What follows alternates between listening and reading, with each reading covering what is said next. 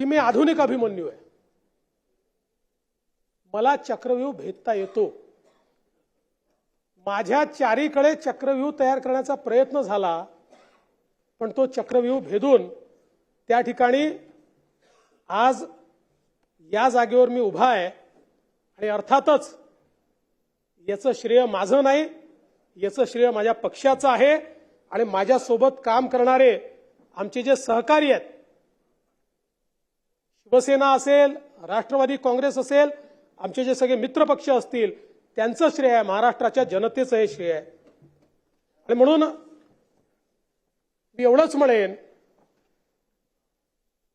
की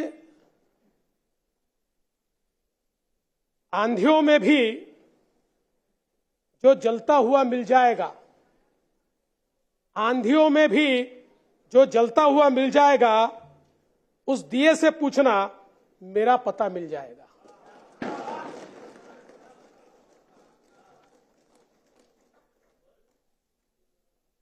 आज या निमित्ताने या सभागृहाला आश्वस्त करू इच्छितो, कोणतीही शंका मनात ठेवू नका.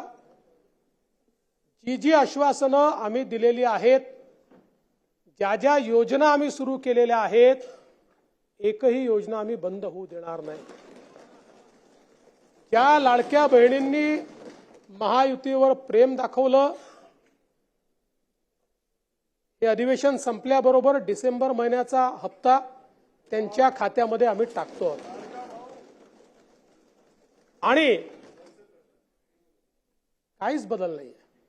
नाना, मी या ठिकाणी स्पष्ट करू इच्छितो, कुठलेही नवीन निकष नाहीत. आता तर सगळ्यांनाच टाकतो, पण ॲपरंटली असं लक्षात येत आहे की काहींनी 4-4 खाती उघडलेली आहेत.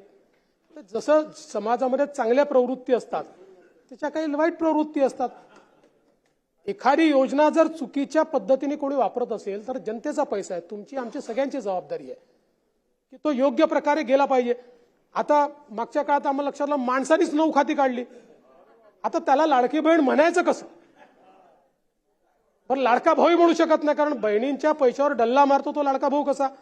त्यामुळे असे जे आहेत,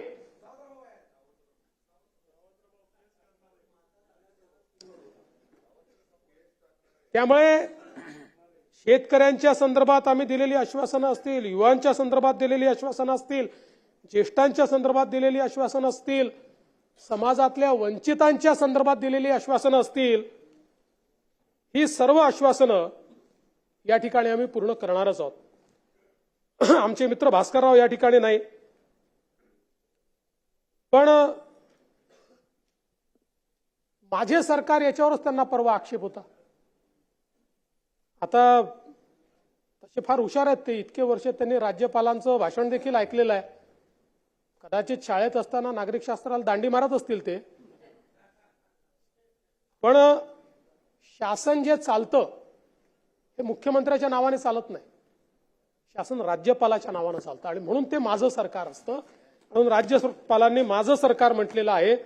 तथापि माझे मित्र भास्करराव नसल्यामुळे मी त्याच्यावर जास्त या ठिकाणी बोलणार नाही. खरं म्हणजे हे जे अभूतपूर्व अशा प्रकारचं मॅन्डेट आम्हाला मिळालं, नानाभाऊ, त्याच्यावर देखील किती बोटं उचलण्याचं काम झालं. काय काय तुम्ही त्या ठिकाणी तर्क लढवले. तुम्ही नानाभाऊ वकीलच व्हायला पाहिजे होते.